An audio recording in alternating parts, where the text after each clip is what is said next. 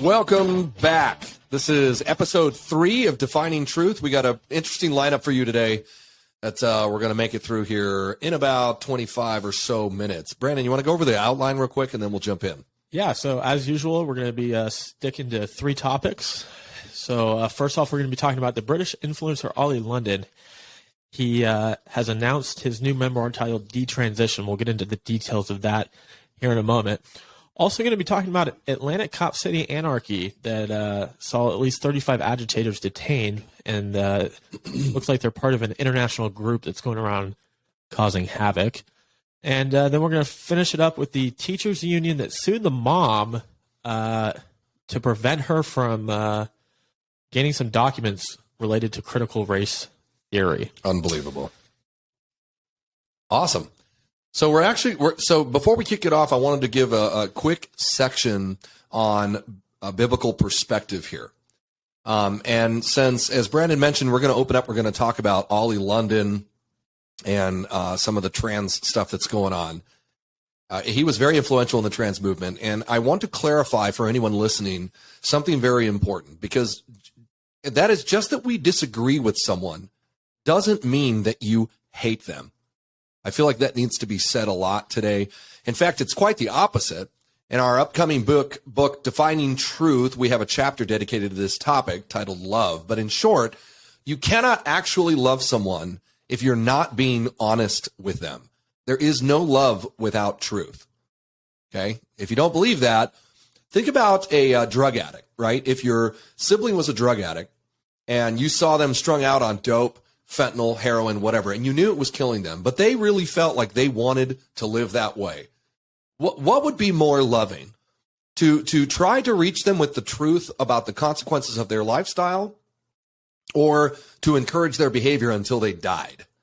All right. Now, in the book, I went into a story about a personal circumstance, that a call that I responded to when I was a cop, where someone had died of a drug overdose and their family showed up. And I'm going to save that story for another time, but obviously that question's rhetorical. It's not very loving to let someone continue in something that is harmful to them, or and I guess more on the political side, if it's harmful to the greater society in general.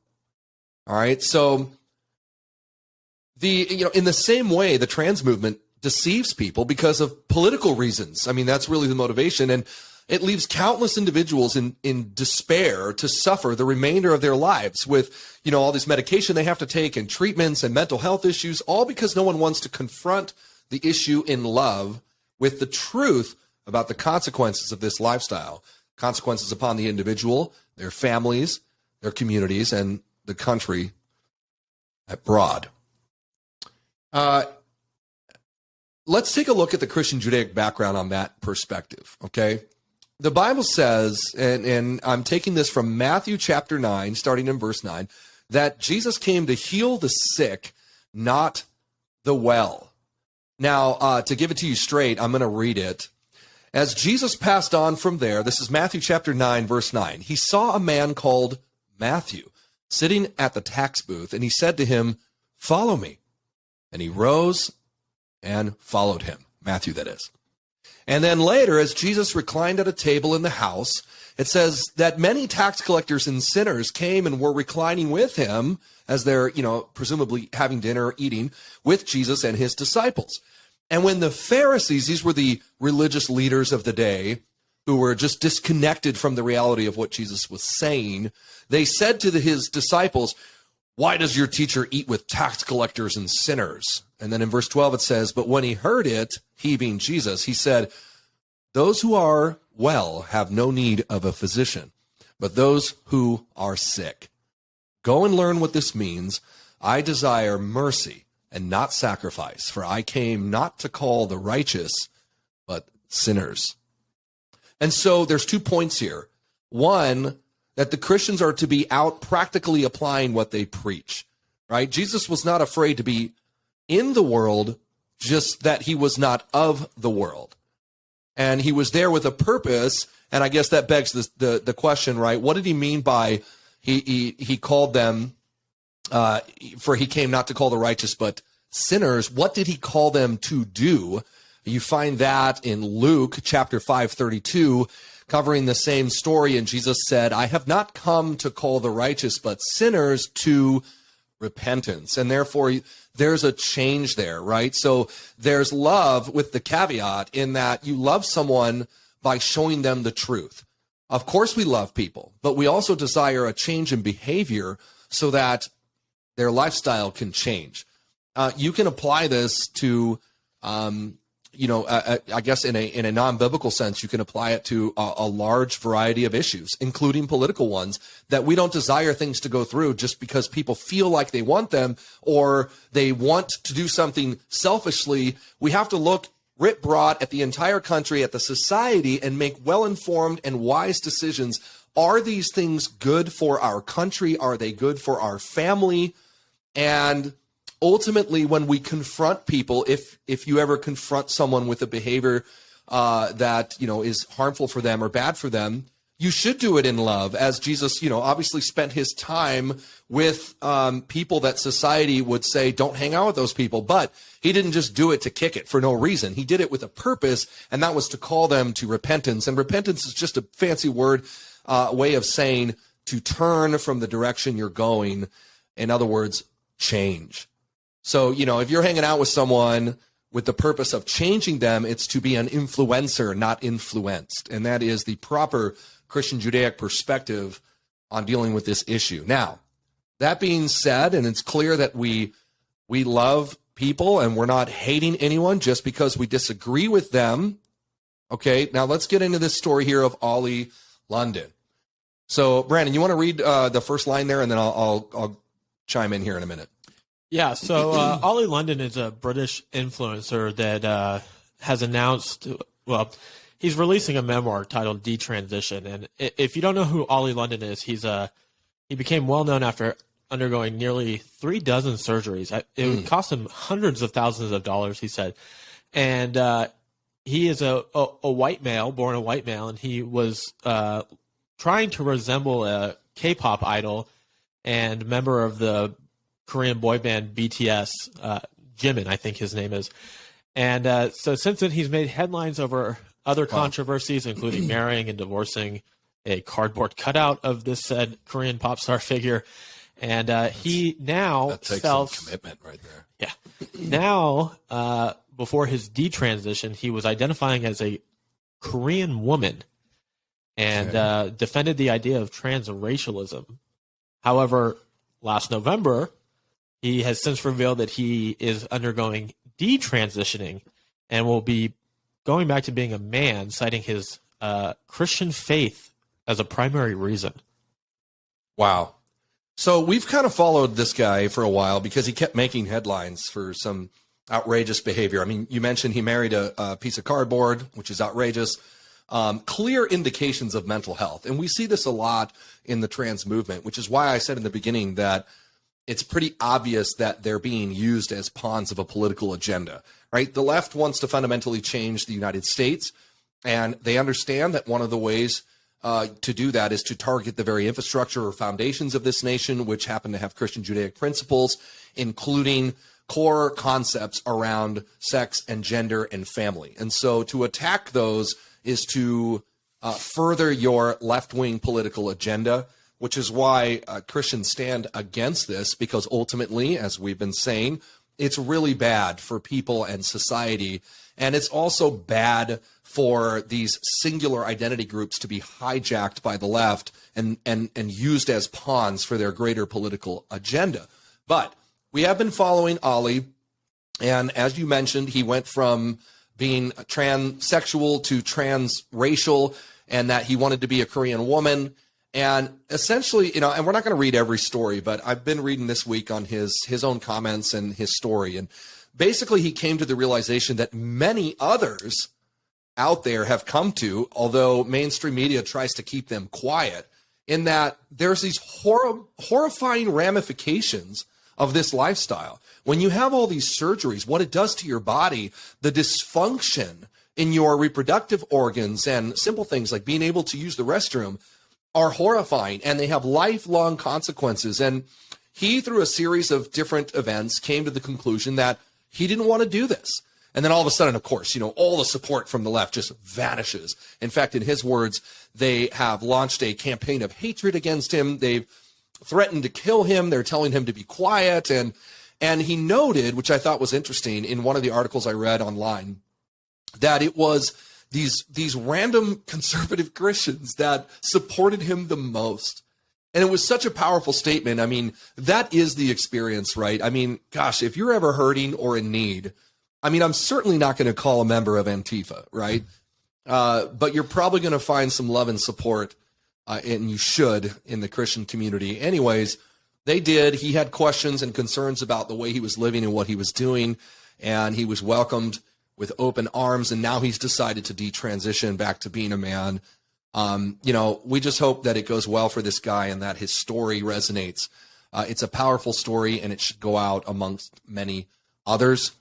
And of course, I'm only talking about his detransitioning. I don't know anything about him personally or the rest of his lifestyle, but, to the point, he's not the only one.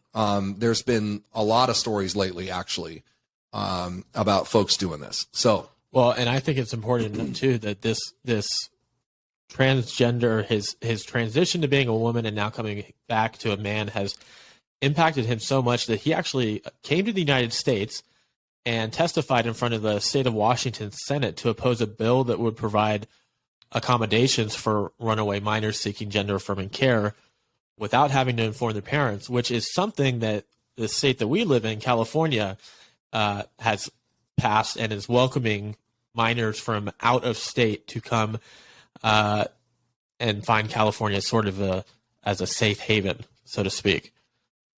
Unbelievable. And we could probably do a whole nother episode on that bill that you're talking about. But in a nutshell, for those who aren't aware, the state of California has essentially passed a law that says that if parents don't agree with their underage children wanting to do something like remove their genitals or go through transition therapy or whatever it is they call it, that the state, the government, can seize and take custody of your children permanently. This law passed, by the way, and they had their first case already. The 9-year-old boy who comes from a divorced home, the mother keeps telling the little boy, you want to be a girl, you want to be a girl. The father says, no, he's not saying that. They're from Texas because this bill covers the entire country, apparently, if you can just make it across state lines. So the mother takes the kid to California, and the state of California has now taken custody of them, and it looks like the father's going to lose. This is absolute insanity. By the way, as we always say, this is why you should care about politics, especially the church and Christians, because if you don't care about politics, you've surrendered to those who do, and I should add, the consequences of their decision. Yeah, I mean, this is about a lot more than politics. We have to take our children back. As a recent father with a 5-month-old son, it was amazing to me going through the paperwork after he was born that we have access to his medical records. My wife and I have access to his medical records in the state of California up until he's 12 years old. 12. And then he has to give us permission to view his medical records. I mean, is a 12-year-old going to schedule their own doctor's appointments? No. California's got to change. It's just one of many ridiculous things, but that's just something that came to my mind that was just mind-boggling. Well, and it takes about half a second to research what kind of ideology propagates that behavior, and it's all Marxism. It's what we see in communist countries. There's a clear connection between what the left is doing in the United States and how left-wing tyrannical governments have sought to seize the children and remove or detach them from the influence of the parents for the purpose of advancing their political tyranny. So this is nothing new, and it's pretty darn obvious. Anyways, that's another show for another time. Yeah, let's move into speaking of anarchy and chaos. So yeah. In Atlanta, there's a training facility commonly referred to as Cop City, that recently saw as many as 35 agitators detained that were part of an international group causing havoc. So it says at least 35 people have been detained after demonstrators allegedly set fire to the construction site of an Atlanta public safety training facility that anti-police and environment activists dubbed, quote, Cop City. Authorities noted how the group changed into black clothing and allegedly began to throw commercial-grade fireworks, Molotov cocktails, large rocks, and bricks at police officers. The Atlanta chief of police, Darren Shearbaum, said, and I quote, "This wasn't about public safety or the training center. This was about anarchy. This was about an attempt to destabilize. And we are addressing that quickly," Shearbaum told reporters. "Actions such as this will not be tolerated. If you attack law enforcement officers, you damage equipment, you are breaking the law. This was a very violent attack that occurred this evening," end quote. So let's talk about this, but Josiah, you also have experience with this sort of behavior. So talk about your experience with the La Mesa riots and the coordination that took place there with Antifa. Well, so this is personal to me for those listening who may not know. I mean, I spent many years in public service and about 10 in law enforcement specifically. I was a police officer, a deputy sheriff, and a special agent with a agency in the federal government. And I have a personal encounter with Antifa during the La Mesa riots in San Diego County. We responded to deal with their shenanigans down there. Extremely violent, coordinated chaos. That's how I would describe it. So from personal, eyewitness testimony, we show up, have to cut through a crowd of over 1,000, windows busted out on our cars as they're throwing bricks and rocks. We responded to help the city of La Mesa because they were completely inundated and overwhelmed. They don't have that many officers to handle thousands of, communist rioters like this.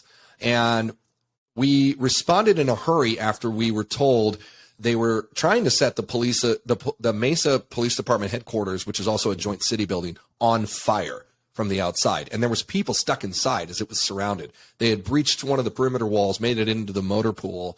And so we literally were responding to make sure that these city employees were not burned alive. In the subsequent 24-hour period, I was there from the afternoon all through the night into the next day. We noticed a couple of things very similar to this event in Atlanta. And first off, there was a clear, coordinated effort happening. This was paramilitary style. We had individuals on the ground that were coordinating movement, and then you had, I guess I'd call them commanders. These were guys up on rooftops with certain hats on and, government-esque radios that they were using to communicate, and they were, issuing troop movements. You could see them coordinate, telling one group to move from here to there. I was just around the corner when they blew up a fire truck and a couple other vehicles. I mean, these explosions, it reminded me of being in Baghdad when I was deployed there in the Army. They had also pre-staged, and this is in La Mesa in San Diego, they had pre-staged cans of railroad-sized rocks. One of them hit me in the leg at one point, and I kept it. I have it around here somewhere. I was going to say, I know it's around here somewhere. I used it on the campaign trail when I ran for Congress to talk about this, but they also had bricks, and they also had incendiary devices that they used to burn down grocery stores and banks. Chase Bank, I was standing right outside of when they burned it to the ground. This is just them destroying communities in pure anarchy, hurting no one but the people who live there. It was absolute insanity. Now, on the big picture here, I watched leftists burn our country to the ground for multiple years in a row, right? And the left was largely silent about this. The hypocrisy is astounding. CNN famously, to their shame, said or downplayed it by saying that these riots were, quote unquote, mostly peaceful. You're talking hundreds of people murdered, millions of dollars of damage. And they tried to justify it because apparently if you're on the left, you can do whatever you want and it's totally okay, right? But if you happen to stroll up to the Capitol and protest something, then no. You're done. You're an insurrectionist. Even though there was like 1 million people in D.C. on that day. I mean, and I'm not justifying either or. I'm just saying the hypocrisy is ridiculous, right? At the end of that story in San Diego was about 400 of my partners were injured in those riots. absolute chaos. But yeah, so I've dealt with Antifa before from a law enforcement perspective. I've conducted investigations that involved some of their folks. They're just terrorists. That's the bottom line. They're a bunch of nut jobs promoting, left-wing ideology. And what's really hypocritical, or what's insane about this, is that by and large, the Democrats support this defund police movement, right? We have clip after clip after clip on public record of Democrats standing there saying we should defund police departments, which is probably the dumbest thing you could ever say, right? This is one of the institutions, the rule of law in our country, that makes us a first world country. This is why we're not, living in the Purge or Gotham City. So they're just regurgitating a political talking point without knowing really what they're saying. But it leads to real life consequences, which is what we've seen and we continue to see here. There's still elected officials in D.C. who call for defunding police departments. It's idiotic. Those people should never be leading anything, much less representing American citizens. But here you have this group, and this is sort of an escalation from what we've seen, because apparently there were a lot of foreign nationals in this group. There was folks from Canada and I forget the other countries they mentioned. I just saw, actually, as we're talking about this right now, a post just came across my phone. Southern Poverty Law Center lawyer arrested and charged with domestic terrorism amid Atlanta Cop City attack. Jeez. That's nothing new. There's elected officials currently in D.C. who have participated in these riots and these things. Misguided, misinformed. Their movements, their entire ideology is premised on lies, which the left has propagated to advance their political agenda. Really sad what's happened here. We should mention, too, the irony. CNN briefly covered this. It's by and large been overlooked by the mainstream media, but CNN had a host online who really downplayed this whole incident as if it's not a big deal to burn down a police training center. And then the guy that they had, the host, I forget his name. You can look it up. Look up host of CNN who downplayed riots in Atlanta. He turns out to be a huge Antifa supporter. He's like raising money for this guy who tried to murder a state trooper, and just vile people. It's like someone over there doesn't check who we have coming on the show. They have a history of problems with that, though. Anyways, let's go on to segment 3.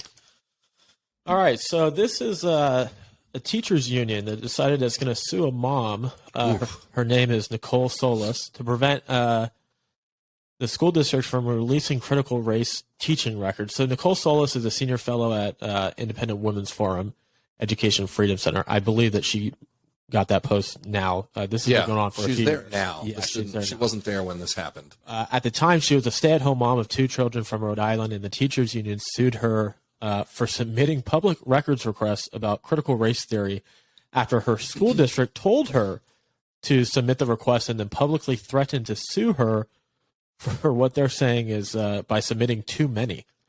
So now Nicole advocates for school choice and academic transparency to fight back against oppressive teachers union. So previously she was threatened with a lawsuit by the South Kingston School Committee for seeking too many records regarding critical race and gender teaching. And now the Rhode Island chapter of the National Education Association, that sounds spooky, has actually filed suit claiming many of the records are, quote, private. Okay. Whew.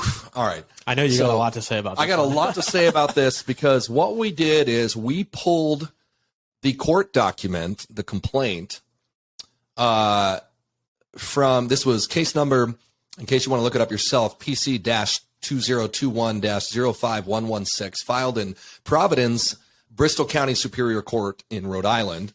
This was submitted back in August of 2021 at 2:59 p.m., in case you're wondering.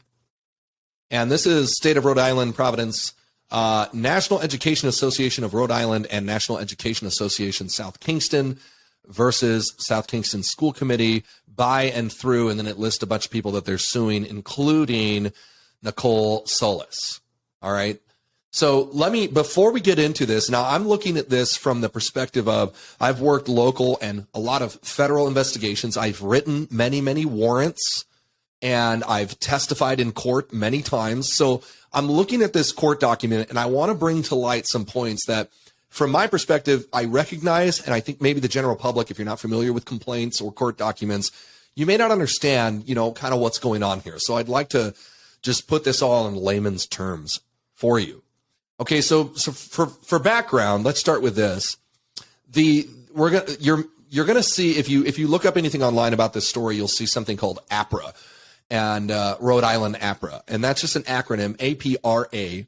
It stands for the Access to Public Records Act, passed in 1979. We have something similar in California. It's called the PRA, the Public Records Act. And at the federal level, it's called FOIA, the Freedom of Information Act. And there's others like it, where public information must be released unless protected by law. Okay, so this is the premise now. The NEA, which is the National Education Association, this is the teachers' unions, okay? They are, with the backing of another group that I'll get into in a minute, they're suing Nicole Solas for asking for public records. But now this is where their court document begins, but that's not actually where it started, because if you listen to her story, she herself, there's this, is a witness to the fact that there's this whole back and forth verbally between them in person, where she just went to them and asked, what are you teaching our kids? She had questions about it, and they refused repeatedly. And it was the school itself that told her, if you want it, file the paperwork for us. And then she did, and now they're whining and they're crying about it. And I can't believe you filed paperwork. And I'll get into some big guns that they have backing them up. Do we have a clip to play of her first? Yeah, so we have a clip. She was on Fox Business, I believe, and they do a little synopsis on this. So let's get this rolling here.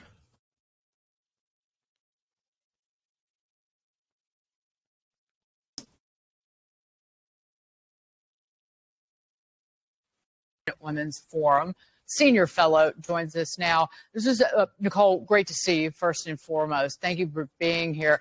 This is very important to you and close to your heart because of your experiences dealing with and being attacked by the NEA and the public school system in Rhode Island. The Parental Bill of Rights. Yes, that's right. I'm a stay-at-home mom who was sued by the teachers union because I wanted to know what my kindergartner would learn in school. I just wanted to see the curriculum. I had questions about whether they were teaching gender theory and CRT, and they told me to submit public records requests as the only way to get information about what my daughter would learn. And then my school district publicly threatened to sue me. And then finally, the NEA, the largest teachers union in the country, did sue me. I've been in litigation with them for almost 2 years. Luckily, I have amazing attorneys at the Goldwater Institute representing me, because this is the kind of costly litigation that can make you lose your house to pay for all these legal fees. That goes on and on. This is really a way for a school district and a teacher to bully and harass me.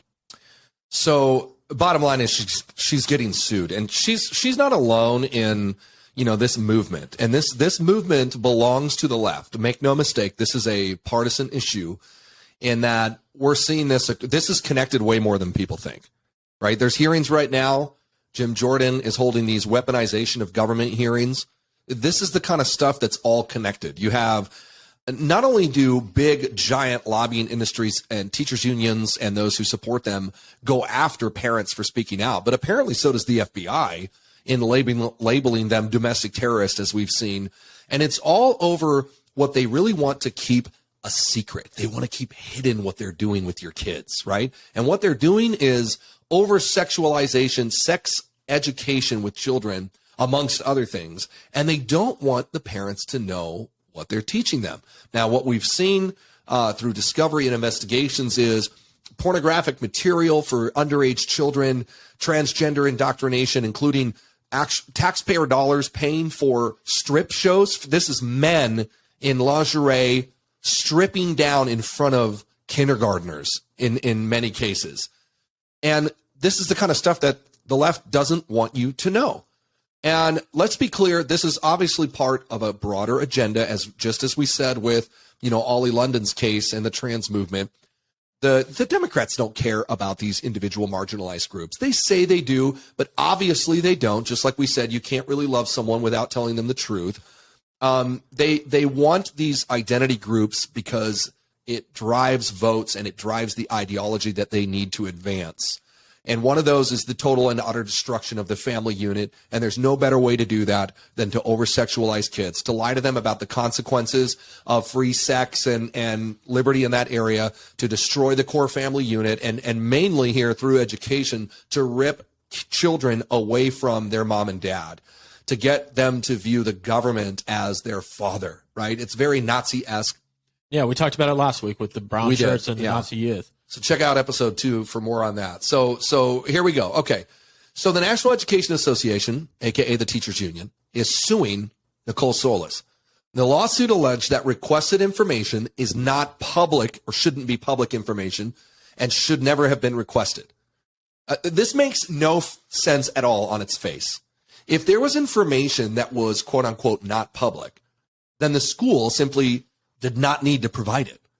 Okay, so the whole lawsuit doesn't make any sense. It's called redaction. It's not that hard to grasp. A lawsuit is not necessary to justify what you already are protected by law to not disclose.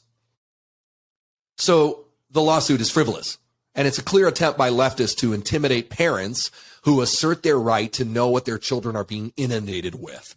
That's my take on it from my preliminary reading of this document. But I'll let you think for yourself as we go through these, okay? So in this document, I'm going to bring it up because I want to go through a few of the lines here, all right?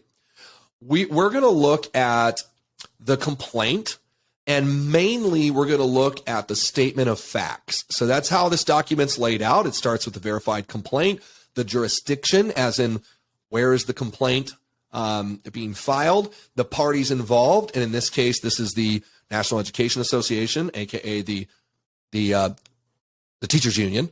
In the document, it's referred to as NERI. That's just the RI just stands for, it's that chapter of Rhode Island. So it's the National Education Association of Rhode Island, and who they are. And then after the parties section, you have the statement of facts, and that's where you get to lay out your facts before the judge.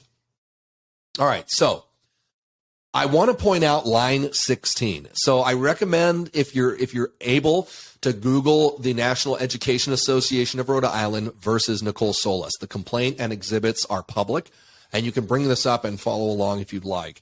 Line 16 in the statement of facts, to me, this is the real reason they filed a lawsuit, because they didn't want to provide the requested information.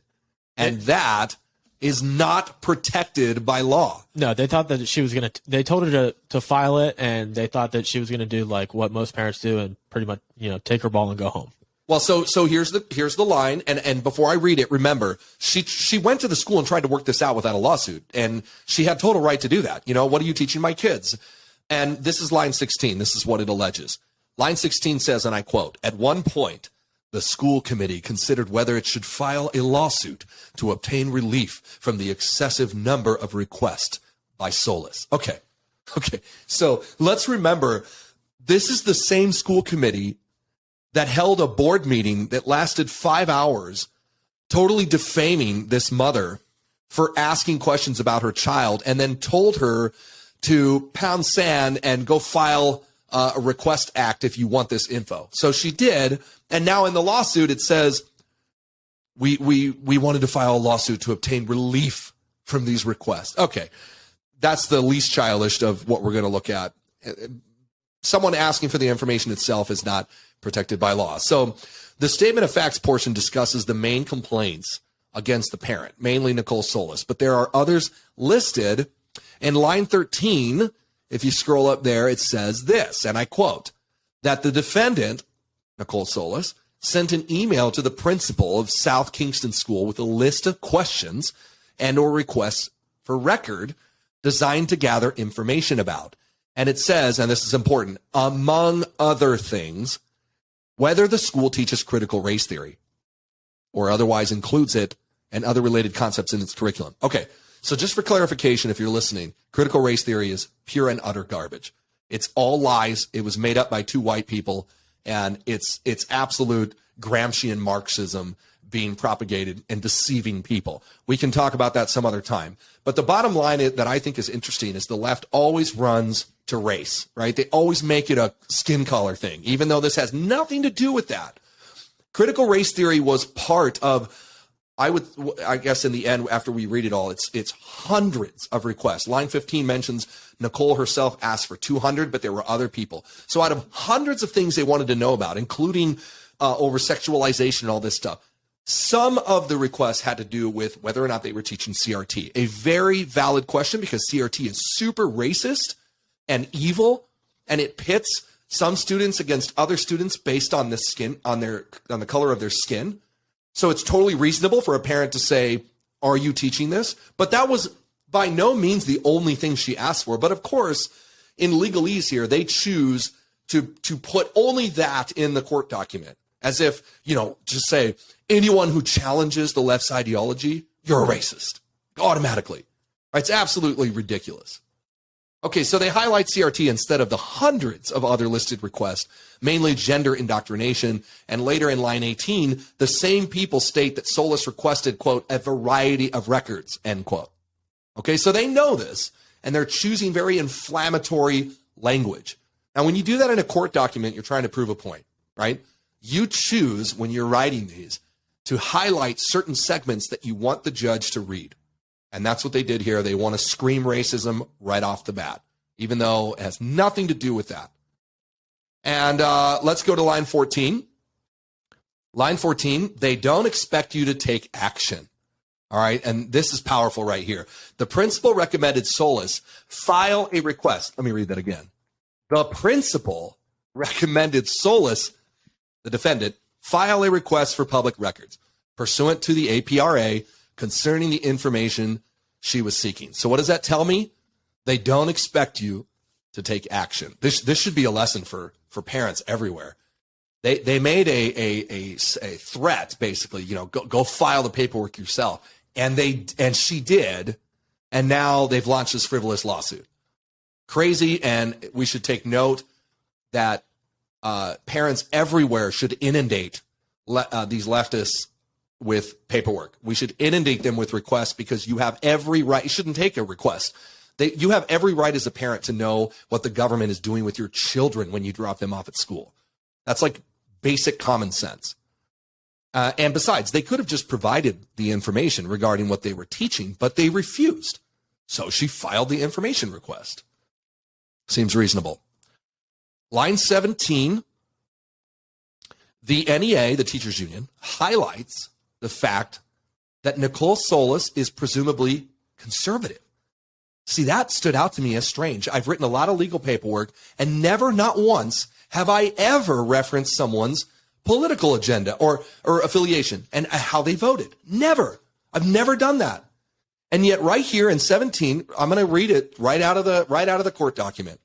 And I quote, line 17 says, following the discussion of a possible challenge to Solas' APRA request, Solas appeared on Fox News, dun dun dun, and on various websites, garnering national attention to her dispute with the school committee concerning her request and concerns regarding, here they go again, race baiting, the critical race theory.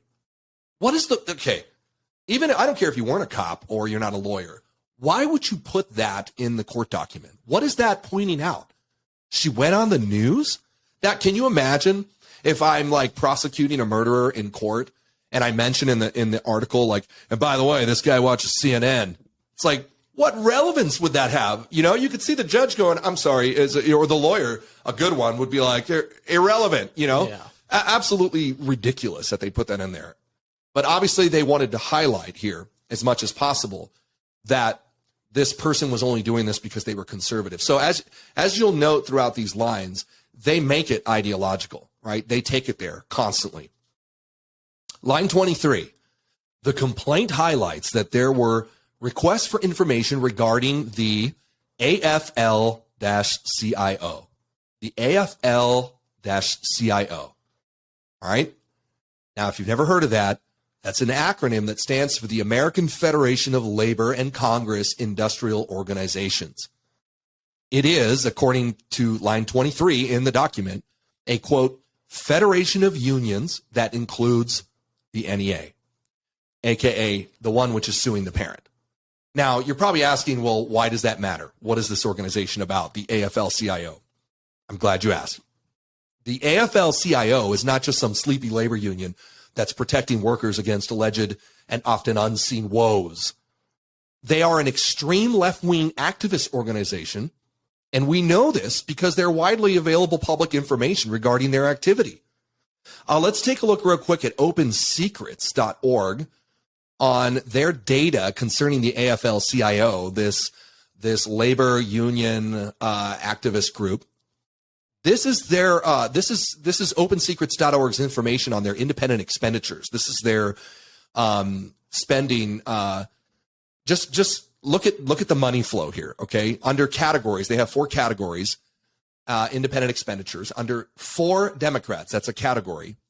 Under 4 Democrats, the AFL-CIO spent $3,557,000, 85%, straight to the Democrats. Under another section titled Against Republicans, they spent $626,191. And then there's only 2 remaining categories. Against Democrats, right? You'd think fair and equal, $0 spent. That's, if you're wondering, 0%. And for Republicans is $0 and 0%. Okay, so without question here, you have an alleged union labor, quote unquote, organization, which is highly political. And those millions of dollars, by the way, they're just for the 2022 cycle. So that's donor disclosure, information just in 1 year. So what you have is this mega left-wing money group, right? In the shadows behind the local teachers union, who is behind the school board, who is attacking a mom at the school for asking questions. They support an extreme agenda, this AFL-CIO, which publicly includes restructuring the way American society works. And one of those ways is changing the way Americans perceive parental rights, children, and sexuality. Hence, they are frivolously suing this single parent who decides to stand up for her child with the power of millions of dollars and the Democratic political machine at their back. In fact, in line 24 and 25, they specifically name a man, and they go on to name others as well. Patrick Crowley, who is a NEA employee. He's a teachers union employee. I guess he's in the information request. He's mentioned. And also, Patrick Crowley, is also an AFL-CIO official. So why this matters, I'm going to get to in a second. So you have a teachers union guy who says, well, I can't give you information because I'm in a teachers union, and he's also an official with the AFL-CIO. Hence, they're panicking about this lawsuit because obviously they don't want Americans meddling in what they're doing to our children at public schools.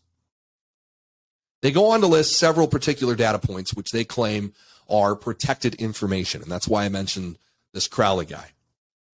And that may be so. But again, this lawsuit is completely unnecessary because those bits of information are already protected by law, and there's no need to provide them when requested to do so. This is very common. We see this in law enforcement all the time. When members of the public request information, sometimes you have to redact, certain elements to protect people. And you know what you don't do? You don't just sue them over it. You literally you take a black Sharpie and you black out the line, or I guess you can do it in Adobe now in a PDF. But you don't go and sue everybody for asking you to give information that you have no legal obligation to give in the first place. So in the following lines, they go into the fact that parents requested emails from several members of, that were part of the union and the NEA, as if to highlight how egregious this is.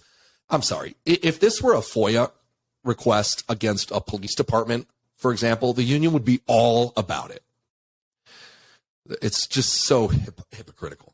They seem to be whining to the court, basically, that the parents want to know what the unions are talking about in regards to their children's education, and they want the court to make the parents stop bothering them.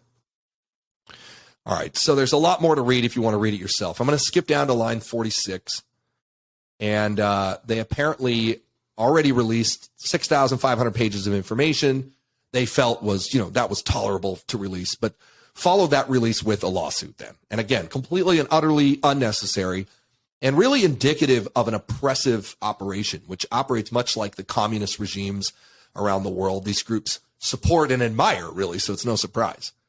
In line 55, they go on to quote a Rhode Island court decision, and I'll keep it brief, namely the Direct Action of Rights and Equality versus Gannon, 1998, in which it explicitly states that the Access to Public Record Act was not intended to, and I'll read the quote from the court case, empower the press and the public with carte blanche to demand all records held by public agencies. Okay, so now they're going back and they're saying, but there's previous court case, that says that the press can't bother us and not know everything. And again, we already know that. It's called redaction. That's really not the issue here at all. I'm sure the court's going to see through this. It's hilarious because no one's asking them for all public records, just the ones related to the indoctrination of American school children. So I don't need to know the teachers union's home address to discover what exactly are you doing with my kid when I drop him off at school. What they invoke in line 59 is that the State Labor Relations Act protects communications among bargaining unit members, concerning labor relation matters, or between bargaining unit members and union officials. So in layman's terms, to be clear, the unions are like Sith Lords in Star Wars, okay? They're hiding behind, in their dark cloaks behind the scenes, and they've built in protection from anyone who wants to know what they're doing. It's like the Gestapo Act of 1936 we talked about online the other day, right? Where the German people allowed these killer Nazi social police, the Gestapo, to target political dissidents without any judicial oversight. So like Sith Lords, the evil ones from Star Wars, you have these mega organizations like the AFL-CIO and the teachers unions who are like, you will not ask me what I'm doing with your child. How dare you? I mean, honestly, let's pause here for a commercial break and let's just say, brought to you by Common Sense. Take your child out of public schools immediately. All right, now back to our show. What they invoke is absurd. Now, here's the segment I call the dumbest line in the document. If we had a sound effect, I'd go, come on. Bam, thank you. All right, here we go. The dumbest line in the document. That was your cue to do it again. All right, we'll get there. Line 63, okay? The redaction of records is not always sufficient to safeguard privacy concerns. Let me read that again.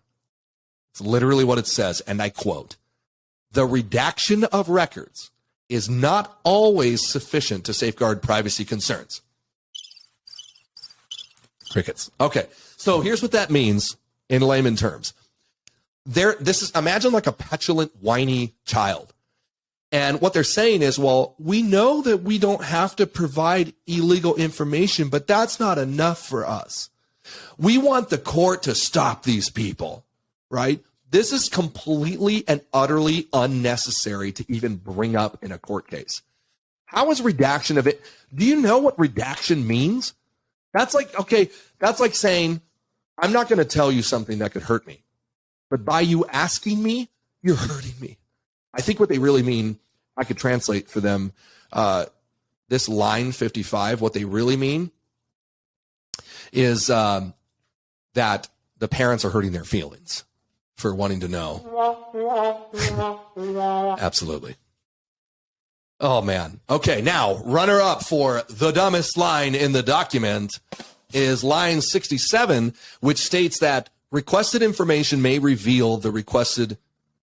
Hold on a second. May reveal the requested information. I read that right. I had to stop myself. They're basically saying that requested information may reveal the requested information. Okay, specifically information regarding critical race theory and other, quote, issues of interest, okay? AKA the sexual abuse of underage children, by means of pornographic literature and verbal descriptions of adult sexual activity designed to over-sexualize the individual. I filled in their quote-unquote issues of interest because that's exactly what parents are concerned about.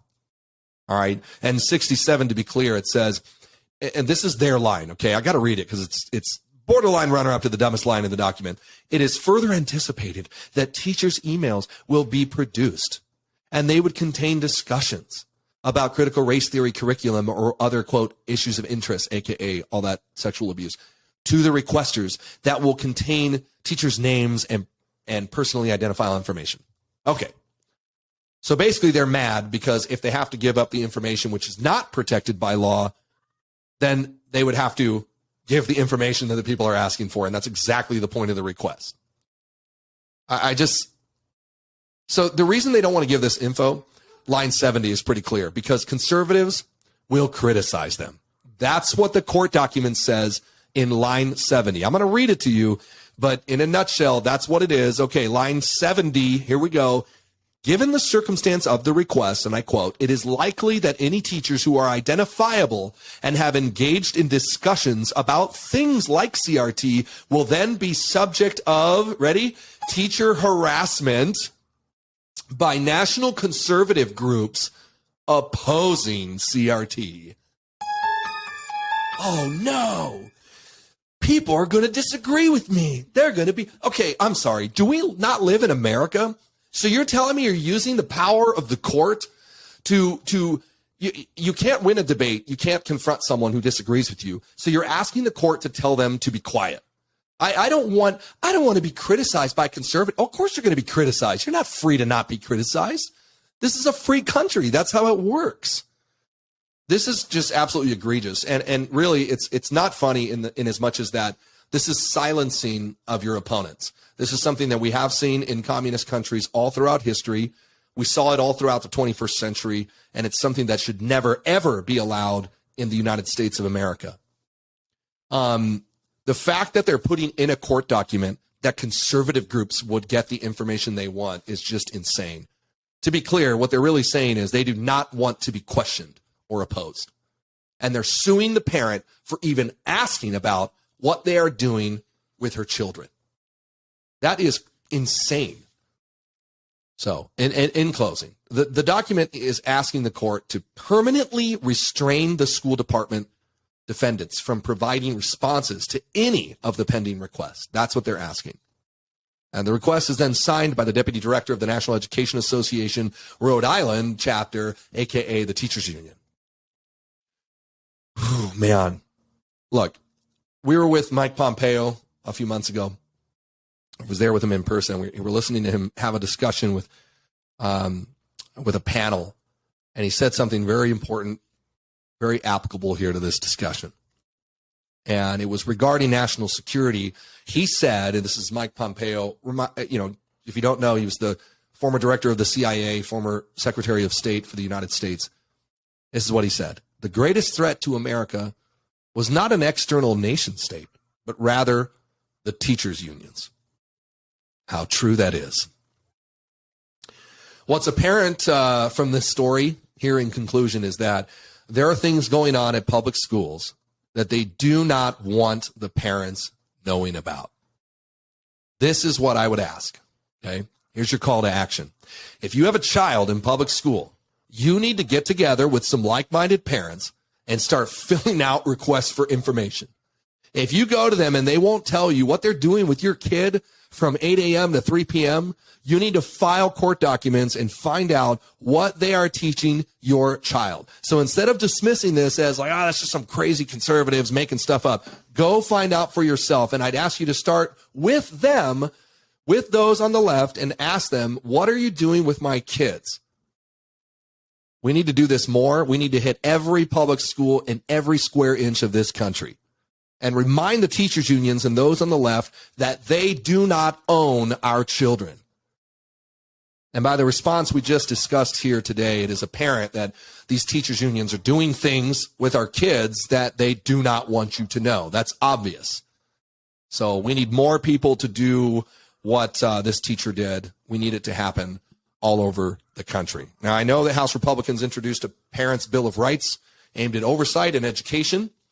And Brandon, you want to touch on that real quick, and then I think we're pretty much done. Yeah, so just to wrap it up, the House Republicans introduced a bill, H.R. 5, also known as the Parents' Bill of Rights Act. And this is going to amend, if passed, the Elementary and Secondary Education Act of 1965, which requires schools to provide parents with a list of books and reading materials available in the school library, as well as posting curriculum publicly. The proposed legislation also affirms parents' rights to address school boards and receive information about violent activity in their child's school. And of course, this measure was swiftly denounced by Becky Pringle, who is the president of the National Education Association. Oh, big surprise. Who said that Speaker of the House, Kevin McCarthy, is trying to stoke racial and social division. Oh, it's almost like you see a pattern there. They must all have the same talking points. That's amazing. You know, and please notice, whoever's listening to this, please notice a pattern here. Anytime you ask or confront the left with what they're doing, it's number one, you're a racist. And number two, you're fomenting violence. Don't you dare ask me what I'm doing. Yeah, as they burn our cities down. And the hypocrisy is astounding. But, ladies and gentlemen, this is still the United States of America, and common sense can prevail. It's all about knowledge is power. Please inform yourself as to the origins of your country and all these political movements. You'd be surprised what you'll find. So thanks for joining us. Defining Truth, episode 3 is done, and we'll be back next week. And as always, definingtruth.org. Please. We accept donations so we can continue to define truth. So Absolutely. check it out, definingtruth.org. See you next time. See you guys next week.